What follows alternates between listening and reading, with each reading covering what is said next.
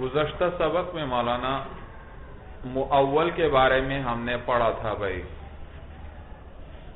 مؤول کس کو کہتے ہیں کہ جب مشترک کے کسی ایک معنی کو غالب رائے کے ساتھ ترجیح دے دی جائے تو وہ کیا بن جاتا ہے؟ مؤول بن جاتا ہے. مؤول بن جاتا ہے غالب رائے کے ساتھ، یعنی غالب ظن کے ساتھ. اور یعنی یہ غالب ظن کہاں سے آیا؟ دلیل سے آیا. کس سے؟ دلیل سے آیا. یعنی خبر واحد تھی، اس سے غالب گمان بن گیا کہ یہی مراد ہے، یا قیاس تھا، اس سے یہ ثابت ہوا کہ اس سے یہی مراد ہے، یا مولانا کوئی قرینہ تھا جس سے پتہ چل گیا کہ جس سے غالب گمان یہ بن گیا کہ اس سے یہ مراد ہے. تو وہ ایک معنی جب راجح ہو گیا تو اب یہ مشترک کیا کہلائے گا؟ مؤول کہلائے گا. اور مؤول کا حکم بتلایا تھا کہ اس پر عمل کرنا واجب، مگر ساتھ غلطی کا بھی احتمال ہے. چنانچہ اگر کسی شخص نے بے کی کسی کے ساتھ اور ثمن کو مطلق چھوڑ دیا اور شہر میں مختلف کرنسیاں چلتی ہیں اور ان سب کی مالیت برابر ہے، مثلا اس نے روپے کہا اور روپے شہر میں کئی قسم کے چلتے ہیں، پاکستانی بھی ہے، ہندوستانی بھی ہے، کسی اور ملک مثلا نیپال وغیرہ کا بھی ہے، اور سب کی مالیت برابر ہے، تو پھر کون سی کرنسی مراد لی جائے گی؟ غالب کرنسی، غالب جو شہر میں رائج ہے مولانا، زیادہ جو چلتی ہے. لیکن اگر نقود مختلف ہوئی مولانا، یعنی ان کی مالیت مختلف ہوئی، پاکستانی روپیہ بھی ہے، ہندوستانی بھی ہے، مثلا نیپال کا بھی ہے، لیکن مالیت مختلف ہے بھائی. ایک پاکستانی کتنے ہندوستانی کے برابر؟ مثلا 2 کے برابر. اور کتنے نیپالی کے برابر؟ 5 کے برابر مثلا. تو اب مالیت ہر ایک کی مختلف ہے. جیسے ڈالر نہیں ہے مولانا، آپ ایک ڈالر کتنے روپے کے بدلے؟ 60 کے بدلے. اسی طرح تو مالیت اگر ان کی مختلف ہے تو اگر مالیت مختلف ہوئی تو بے فاسد ہو جائے گی. کیوں؟ اس لیے کہ یہاں پر جمع کرنا محال، کیونکہ ایک کو جمع کرنا محال، کیونکہ عموم مشترک لازم آئے گا اور عموم مشترک تو جائز نہیں، اور کسی ایک کو ترجیح بھی نہیں دے سکتے کیونکہ ایسی کوئی دلیل موجود نہیں ہے. اسی طرح انہوں نے کہا کہ یہ جو ہم قروء کو حیض پر محمول کرتے ہیں آیت میں، اور آیت تحتی تنکح زوجا غیرہ میں نکاح کو کس پر محمول کرتے ہیں؟ وطی پر. اور کنایات کو ہم محمول کرتے ہیں کس پر؟ طلاق پر. کس دوران؟ جبکہ کب بولے جائیں؟ مذاکرہ طلاق میں. تو اس میں دوسرا بھی احتمال تھا، لیکن جب مذاکرہ طلاق میں بولے گئے تو اب ہم دوسرے احتمال کو نہیں دیکھیں گے بلکہ کس کو ترجیح دے دیں گے؟ طلاق کو ترجیح دیں گے.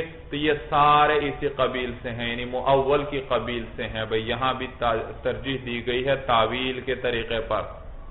اور یہ بتلایا تھا کہ دین مانع جو ہو، وہ دین جو مانع ہو زکوٰۃ سے، اس کو کس کی طرف پھیریں گے؟ اس مال کی طرف جس کے ساتھ ادا کرنا. اور میں نے ضابطہ بتلایا تھا کہ وہ مال جو مستغرق بالدین ہو اس پر زکوٰۃ واجب نہیں ہوتی. اب مثلا مولانا صورت یہ ہے کہ دین مانع من الزکوٰۃ، مثلا آپ کے پاس کیا ہے مولانا؟ 40,000 روپے بھی ہیں، 40 بکریاں بھی ہیں چرنے والی، اسی طرح تجارت کا سامان بھی ہے. اب آپ پر قرضہ آیا، مثلا کتنا قرضہ آیا آپ پر؟ 1 لاکھ روپے. کتنا قرضہ ہے؟ 1 لاکھ روپے. تو سب سے پہلے کس کی طرف اس کو پھیرا جائے گا؟ جو کہ آسان ہے ادا کرنا. آسان کس سے ادا کرنا؟ روپے کے ساتھ. تو سب سے پہلے روپے کی طرف ہم جائیں گے. اور روپے تو آپ کے پاس کتنے؟ 40,000. تو ان کا تو احاطہ کر لیا اس نے. اس کے بعد ہم کس کی طرف جائیں گے؟ مال تجارت کی طرف جائیں گے. ان بکریوں کی طرف ابھی نہیں، کہ مال تجارت کی طرف اس لیے کہ مال تجارت ہوتا ہی بیچنے کے لیے ہے. تو پہلے کے اندر ادائیگی آسان تھی کہ بغیر بیچے ادا ہو جاتا تھا، اور دوسرے کے اندر بیچنا تو پڑتا ہے، بکریوں کو بھی بیچنا پڑے گا اور سامان تجارت کو بھی، لیکن فرق یہ ہے کہ سامان تجارت ہوتا ہی تو پھر اس کی طرف جائیں گے، اور سامان تجارت بھی کتنا ہے آپ کے پاس 40,000 کا ہے مثلا، وہ بھی کس میں آ گیا، مستغرق بالدین ہو گیا، اور ابھی بھی کتنا باقی ہے، اب یہ 20 ہم کس کی طرف لے جائیں گے، بکریوں کی طرف لے جائیں گے۔ سمجھ میں آیا بھائی؟ چنانچہ اس پر تفریح کی ہے امام محمد رحمہ اللہ نے کہ ایک شخص نے ایک عورت سے نکاح کیا کہ میں تجھے مہر میں کیا دوں گا، نصاب دوں گا، تو نصاب مہر مقرر ہوا۔ اب مولانا اس شخص کے پاس 2 قسم کے نصاب ہیں، ایک نصاب کس میں سے ہے، درہم و دنانیر میں سے ہے، اور دوسرا نصاب کس میں سے ہے، بھیڑ بکریوں میں سے، اور ان پر سال گزر جاتا ہے۔ اب یہ مہر اس پر کیا تھا، قرض ہے، دین ہے، اس پر کیا ہے، دین ہے، اور یہ دین کیا کر رہا ہے، احاطہ کر رہا ہے کس چیز کا، یہ دین بھی نصاب، اور اس شخص کے پاس 2 قسم کے نصاب، تو اب اس کو کس کی طرف پھیرا جائے گا، اس دین کو جس کے ساتھ ادائیگی آسان، اور وہ کون سا ہے، روپے، تو لہذا وہ روپے کیا ہوں گے، مستغرق بالدین شمار ہوں گے، تو اس میں زکوٰۃ واجب نہیں ہوگی، اور جو بکریاں ہیں وہ مستغرق بالدین نہیں، لہذا ان میں کیا سال کے گزرنے کے بعد کیا ادا کی جائے گی، اس میں سے زکوٰۃ۔ سورج سمجھ میں آ رہی ہے سب کو؟ اور پھر یہ بھی بتلایا تھا کہ اگر مشترک کے کسی ایک معنی کو ترجیح دی جائے کس کی وجہ سے، متکلم کی طرف سے کوئی بیان آنے کی وجہ سے، تو پھر یہ کیا کہلائے گا، مفسر کہلائے گا، کہ اس کے کئی معنی، مشترک میں کئی معنی کا احتمال تھا، لیکن متکلم نے خود ہی بتلا دیا کہ یہ جو میں مشترک استعمال کر رہا ہوں اس سے کون سا معنی مراد ہے، تو یہ کیا کہلائے گا، مفسر کہلائے گا، اور مفسر جو ہے وہ قطعی ہوتا ہے، اس میں غلطی کا احتمال نہیں۔ مثلا ایک شخص نے کہا لفلان علی 10 دراہم، فلاں کے مجھ پر کتنے دراہم ہیں، دراہم، اب یہ دراہم مشترک سے بخارا کے بھی ہو سکتے ہیں، مثلا سمرقند کے بھی، کسی اور جگہ کے بھی ہو سکتے ہیں، تو لیکن جس نے یہ مشترک پر تکلم کیا تھا اسی نے ساتھ کیا کہہ دیا ہے، من بخارا، من نقد، تو تفسیر بیان کر دی کہ یہ جو میں مشترک بول رہا ہوں اس سے مراد کیا ہے، کون سی نقدی مراد ہے، بخارا کی نقدی مراد ہے۔ آپ مولانا اور نقدیوں کا احتمال ہے نہیں، بتلا ہے، اس نے خود تفسیر کر کے بتلا دیا کہ یہ والا معنی اس کا مراد ہے، تو اب اس میں غلطی کا کوئی احتمال پہلے تو آپ دلیل کی وجہ سے کیا کرتے تھے، ایک معنی کو ترجیح دیتے تھے اور اس میں غلطی کا بھی امکان تھا کیونکہ ترجیح آپ دے رہے تھے، متکلم نہیں، اور اب تو ترجیح دینے والا کون ہے، متکلم ہے، تو اب اس میں غلطی کا احتمال نہیں، تو یہ مفسر کہلائے گا، اور یہ قطعی ہے، اس میں غلطی کا احتمال نہیں، تو لہٰذا اب مفسر اور مؤول میں مقابلہ آ جائے تو کس کو ترجیح دی جائے گی، مفسر ترجیح پائے گا کیونکہ وہ قطعی، اور مؤول میں تو غلطی کا بھی احتمال، وہ ظنی ہے، اور قطعی کیا ہوتا ہے، وہ ظنی پر ترجیح پا جائے گا بھائی۔ فصل فی الحقیقت والمجاز، یہ فصل ہے مولانا حقیقت اور مجاز کے بارے میں۔ بھائی سب سے پہلی تقسیم ہم نے پڑھی، وضع کے اعتبار سے لفظ کی کتنی قسمیں، 4، خاص، عام، مشترک، اور وہ چاروں گزر گئے۔ اب مولانا اگلی تقسیم کیا تھی، استعمال کے اعتبار سے کہ لفظ کس معنی، جس معنی کے لیے استعمال ہو رہا ہے اس اعتبار سے بھی کتنی قسمیں تھیں، 4، کون کون سی، حقیقت، مجاز، صریح اور کنایہ، 4 قسمیں۔ تو آج ہم حقیقت اور مجاز کے بارے میں پڑھیں گے بھائی۔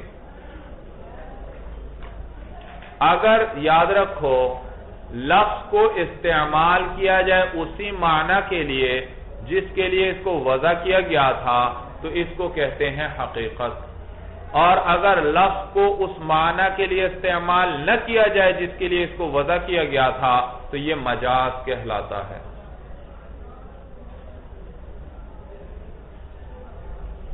لفظ کو اسی معنی کے لیے استعمال کرنا جس کے لیے اس کو وضع کیا گیا تھا، یہ کیا ہے، استعمال کیا جائے تو یہ کیا ہے؟ حقیقت.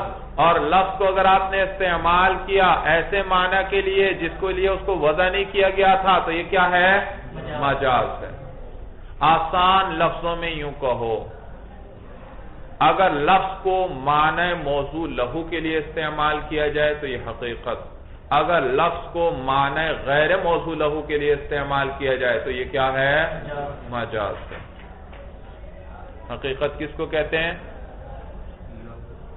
لفظ کو معنی موضوع لہو کے لیے استعمال کیا جائے تو یہ کیا کہلاتا ہے؟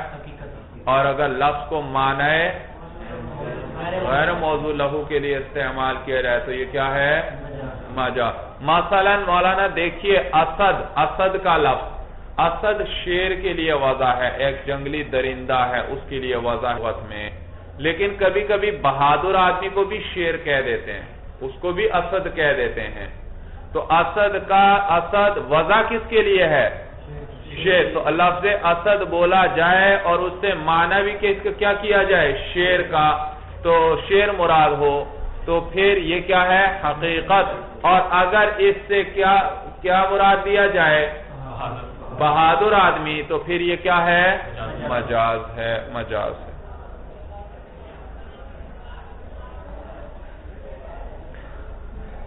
دیکھیے مولانا فصل فی الحقیقت والمجاز، یہ فصل ہے مولانا حقیقت اور مجاز کے بارے میں. کل لفظ وضعه واضع اللغت بإزاء شیء فهو حقیقت له، ہر وہ لفظ جس کو وضع کیا ہو واضع لغت نے، لغت کے وضع کرنے والے نے، بإزاء شیء کسی چیز کے مقابلے میں، یعنی کسی معنی کے اسد کو کس چیز کے مقابلے میں وضع کیا گیا تھا؟ کس چیز کے لیے وضع کیا گیا تھا؟ شیر کے لیے. فهو حقیقت له، تو اس سے فهو حقیقت له، تو یہ معنی اس کے لیے کیا ہے؟ حقیقت ہے. تو یہ لفظ ہوا ضمیر راجع ہے لفظ کو، لہو کی ہا ضمیر راجع ہے کس کو؟ شے کو. تو یہ لفظ اس معنی کے لیے حقیقت ہے. یہ لفظ اس معنی کے لیے اسی معنی میں استعمال ہو تو کیا کہلائے گا؟ حقیقت.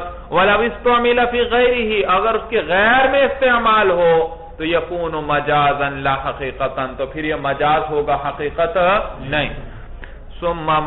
پھر یہاں سے حکم بتلا رہے ہیں. ثُمَّ الْحَقِيقَةُ مَعَ حکم یہ والا نا کہ حقیقت اور مجاز جمع نہیں ہو سکتے کہ ایک لفظ سے ایک حالت میں دونوں مراد ہوں. بھائی آپ نے اسد کا لفظ بولا، اس سے ایک ہی وقت میں شیر بھی مراد ہو اور بہادر آدمی بھی مراد ہو، یہ ایسا نہیں.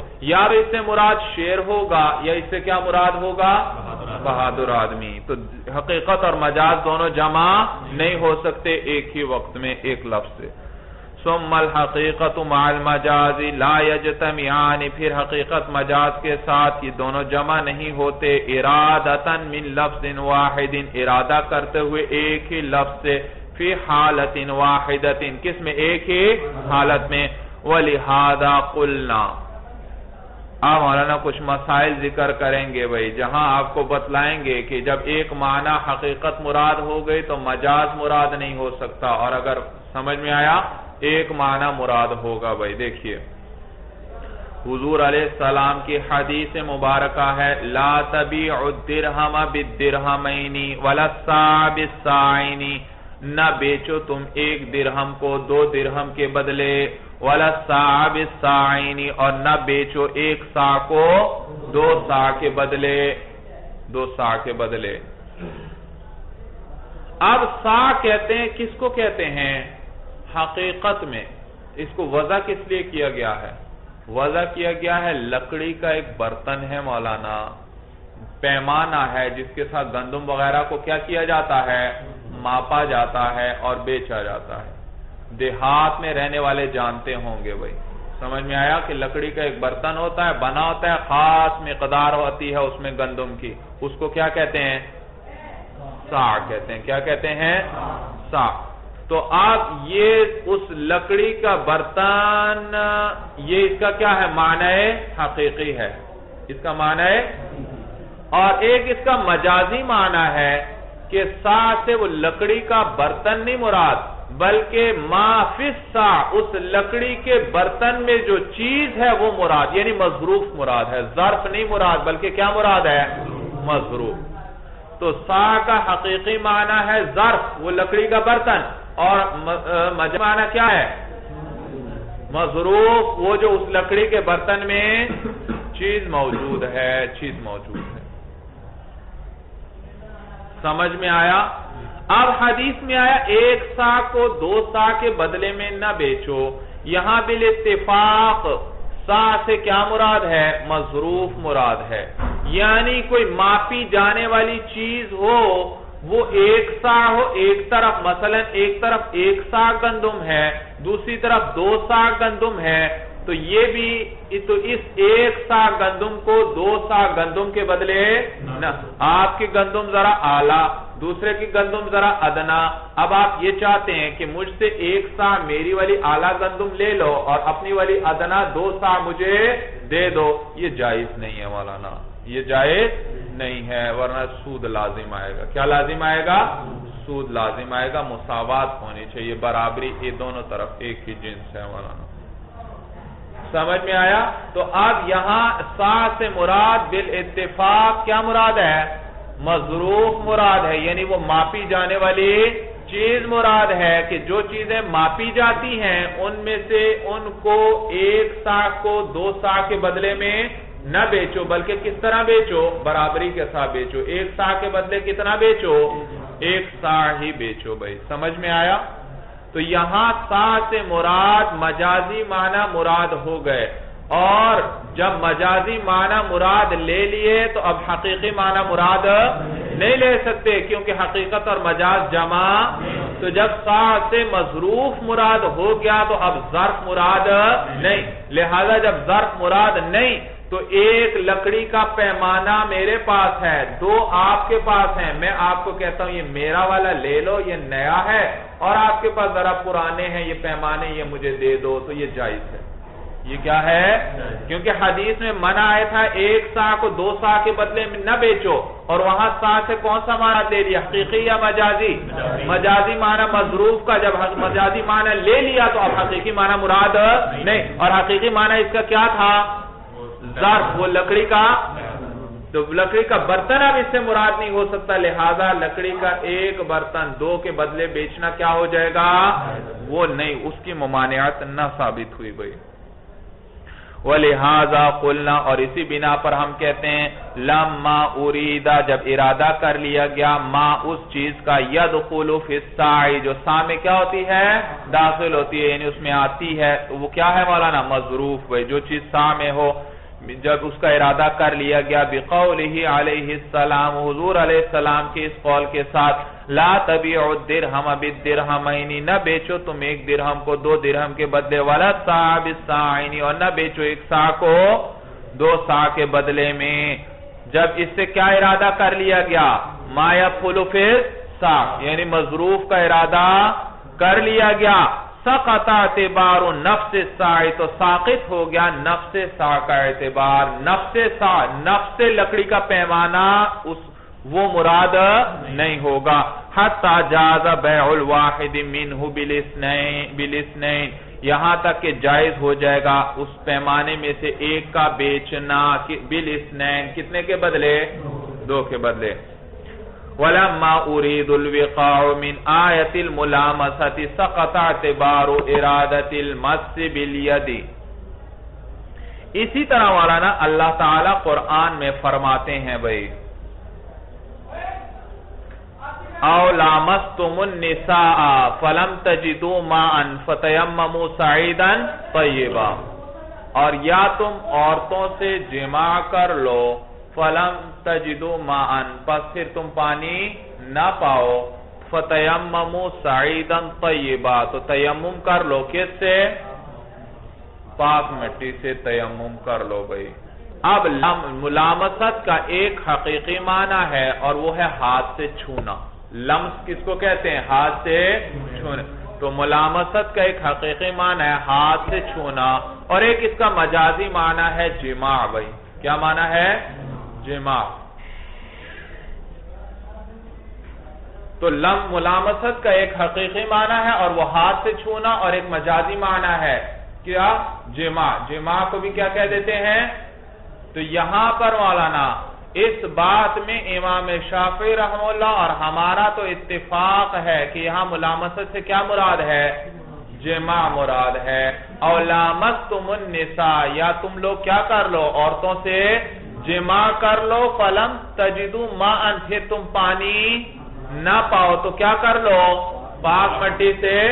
معلوم ایک جنبی بھی ہے مولانا، وضو میں پانی نہیں ملتا تو بھی تیمم کریں گے. جنبی ہے ایک شخص، اس کو پانی نہیں ملتا تو پھر وہ بھی کیا کرے گا؟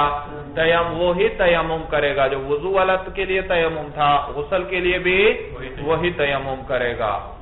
اب اس آیت سے ہمارے نزدیک جماع مراد ہے. لامستم سے کیا مراد ہے اس آیت میں؟ جماع. اور امام شافعی رحمہ اللہ بھی اسے جماع کا معنی مراد لیتے ہیں. چنانچہ جنبی کے لیے تیمم کا اثبات وہ اسی آیت سے کرتے ہیں. ان کے نزدیک بھی جنبی کیا کرے گا؟ پھر تیمم کرے گا. کہاں سے انہوں نے دلیل پکڑی؟ انہوں نے بھی اسی آیت سے. تو معلوم ہوا ہم بھی جماع مراد لیتے ہیں اور وہ بھی کیا مراد لیتے ہیں؟ جماع. اور جماع اس کا حقیقی معنی یا مجازی معنی؟ مجازی معنی. تو جب مجازی معنی مراد لے لیے تو اب حقیقی معنی مراد نہیں. لہذا اگر ایک باوضو شخص عورت کو ہاتھ لگا دے تو اس کا وضو نہیں ٹوٹے گا. اس کو اب دوبارہ اور پھر اس پر وضو واجب نہیں ہوگا کہ وہ پھر پانی نہ ملے تو وہ کیا کرے؟ جا کر تیمم کرے. تو ایک باوضو شخص اگر عورت کو ہاتھ لگائے تو اس کا وضو نہیں ٹوٹے گا، کیونکہ ہم نے اس سے کیا مراد لے لیے؟ جماع. اور جب جماع مراد لے لیے مجازی معنی تو حقیقی معنی یعنی لمس بالید مراد نہیں. جبکہ امام شافعی رحمہ اللہ اس سے مجازی معنی بھی ساتھ حقیقی معنی بھی مراد لیتے ہیں. اور کیا کہتے ہیں کہ ہاتھ سے کسی عورت کو چھو لیا کسی نے تو اس کا وضو ٹوٹ جائے گا. سمجھ میں آیا؟ تو شوافے کے ہاں مولانا عورت کو وضو ہے، آپ ہاتھ لگ جائے بس فوراً کیا ہوا؟ آپ کا وضو ٹوٹ گیا. چنانچہ آپ بھائی اللہ سب کو حج پر لے کر جائے بھائی، بار بار حج پر جائیں گے، وہاں آپ دیکھیں گے بھائی شوافے کی جو عورتیں ہیں انہوں نے ہاتھوں پر بھی دستانے چڑھائے ہوتے ہیں. سمجھ میں آیا؟ کیونکہ حج ہے، ہجوم ہے، اور تو وہاں وضو کرنا بھی بڑا مسئلہ ہوتا ہے بھائی. اتنے ہجوم کے اندر آدمی جائے اور وضو کرے تو پھر ذرا کسی کا ہاتھ لگ جائے گا کیا ہوگا؟ وضو کیا حکم لگا دیتے ہیں فوراً؟ وضو ٹوٹ گیا بھائی. کوئی چیز پکڑا بھی رہی اپنے خاوند کو، لگ گیا فوراً وضو ٹوٹ گیا. احناف کے ہاں بڑی آسانی ہے. سمجھ میں آیا؟